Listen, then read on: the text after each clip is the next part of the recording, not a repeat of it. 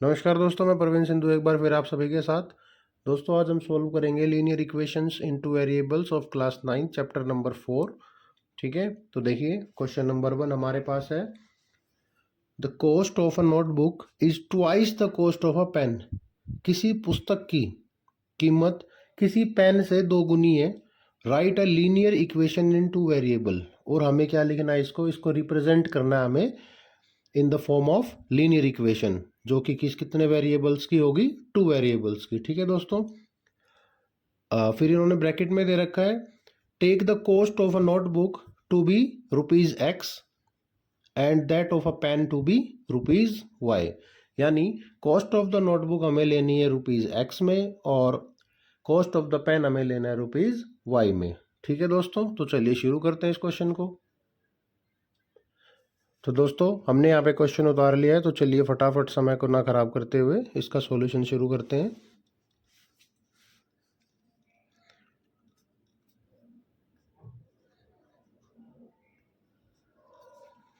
सबसे पहले उन्होंने हमें दिया हुआ है लेट, जो हिंट हमें दिया गया था उसके अकॉर्डिंग हम कर रहे हैं, late the cost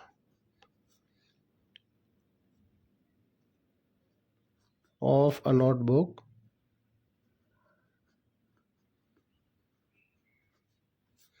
is equal to rupees x and the cost of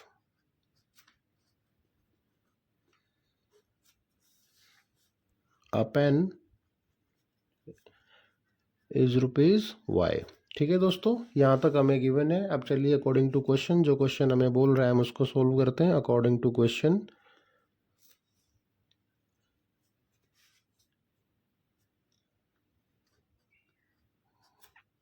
The cost of a notebook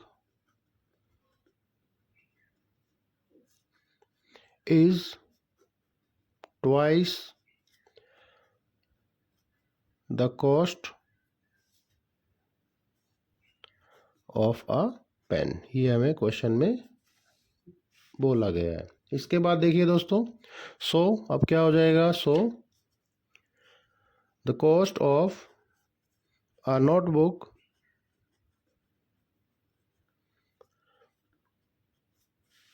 to times है, तो 2 इंटू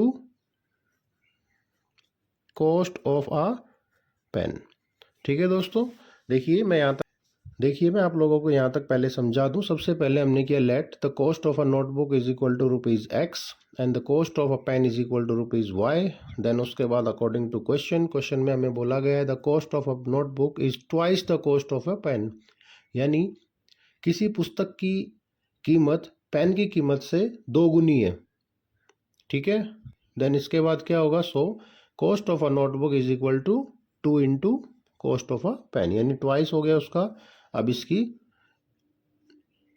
लीनियर इक्वेशन बनाएंगे। ठीक है, हमने कॉस्ट ऑफ द नोटबुक क्या ले रखा है दोस्तों, एक्स। इसकी जगह पे हमने रख दिया एक्स इज इक्वल टू 2 का 2, कॉस्ट ऑफ अ पेन हमारे पास है Y, X is equal to 2y। और दोस्तों यही हमारा फाइनल आंसर हो जाएगा। ठीक है, तो ये क्वेश्चन आपको अच्छे से समझ आ गया होगा। तो चलिए समय को ना खराब करते हुए नेक्स्ट क्वेश्चन को सोल्व करते हैं। दोस्तों क्वेश्चन नंबर 2 हमारे पास है, express the following linear equations in the form of ax plus B Y plus C is equal to 0 and indicate the values of a b and c in each case.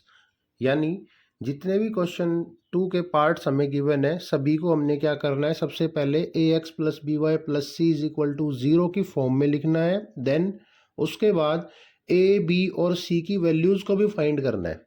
ठीक है, तो चलिए part number 1 solve करके समझते हैं। ये question number 2 हमने यहाँ पे राइट डाउन कर लिया है। देखिए दोस्तों, जैसे पार्ट नंबर 1 हमारे पास है, हमें किस फॉर्म में काम करना है, a x plus B Y plus C is equal to 0। Is equal to 0 से हम समझ पा रहे हैं कि राइट हैंड साइड में हमें कुछ भी नहीं रखना है, हर एक चीज़ को उठा के लेफ्ट हैंड साइड में पहुंचा देना है। ठीक है, सिंपल। देन इसके बाद देखिए हमारे पास जो पार्ट नंबर 1 है वो क्या है, 2x plus 3y is equal to 9.35 बार।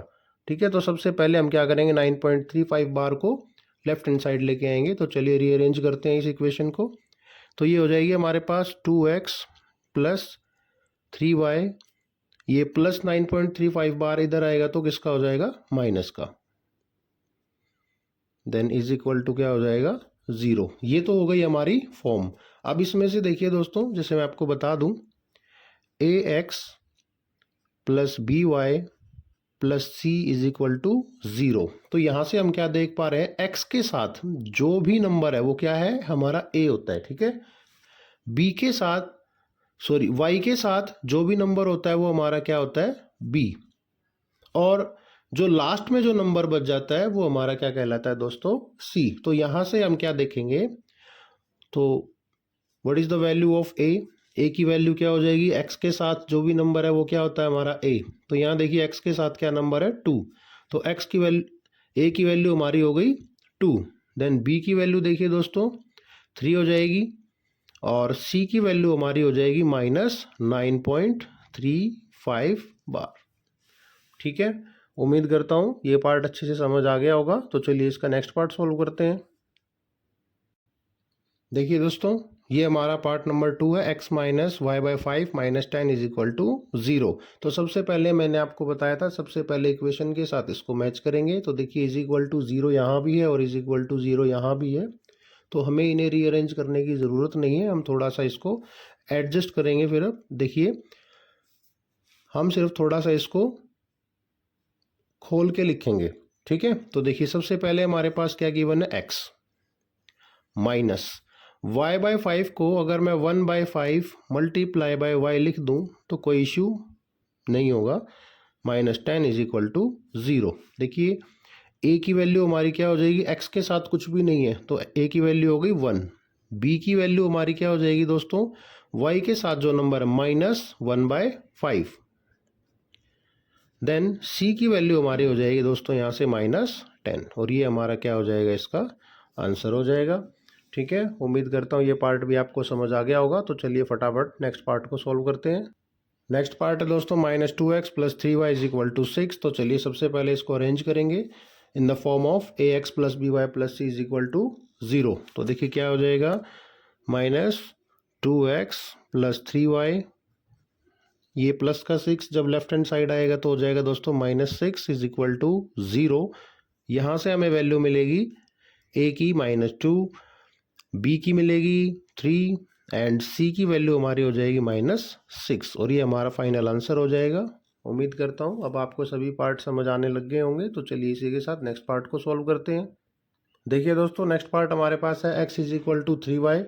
तो चलिए सबसे पहले इसको भी अरेंज करेंगे। तो ये क्या हो जाएगा दोस्तों, x, ये देखिए प्लस 3y जब लेफ्ट हैंड साइड आएगा तो क्या हो जाएगा, माइनस का 3y इज इक्वल टू 0 बचेगा।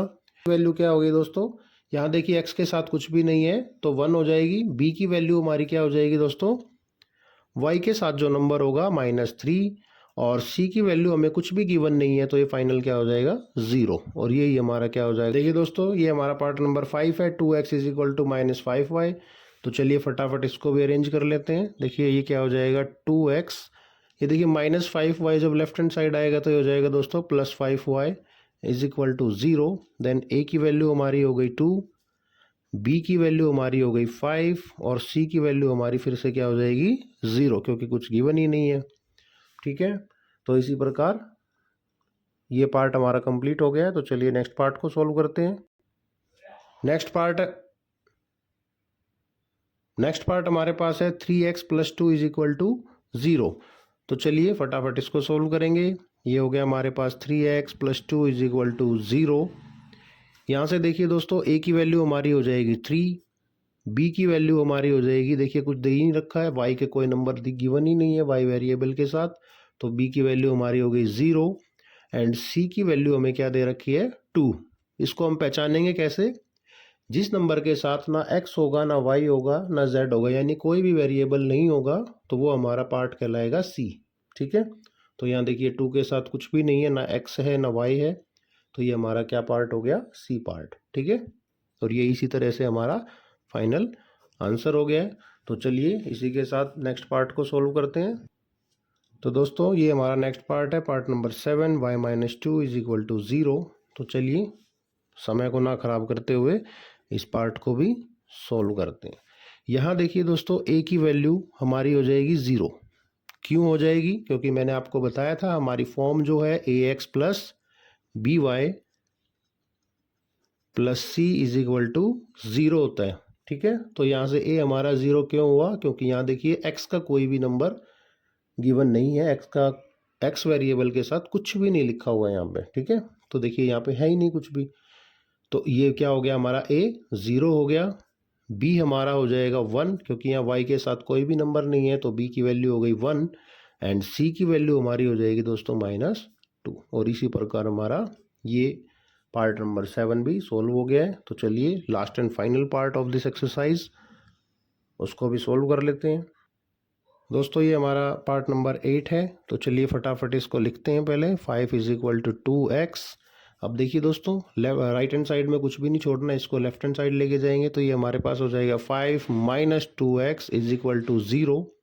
ए की वैल्यू हमारे पास देखिए क्या हो जाएगी, जो नंबर x के साथ होगा वो हमारा a कहलाएगा, तो a की वैल्यू हो गई -2। b की वैल्यू है ही नहीं, y नंबर कुछ है ही नहीं यहाँ पे, y के साथ कुछ भी नहीं है, तो ये हो जाएगी 0 एंड c की वैल्यू हमारी क्या हो जाएगी दोस्तों 5। और इसी प्रकार से हमारी exercise number 4.1 of class 9th complete हो गई है। उम्मीद करता हूँ आपको मेरा पढ़ाया हुआ समझ आ रहा होगा। यदि आपको मेरा पढ़ाया हुआ समझ आ रहा हो तो प्लीज़ मेरे चैनल को लाइक, शेयर एंड सब्सक्राइब करना ना भूलें। धन्यवाद।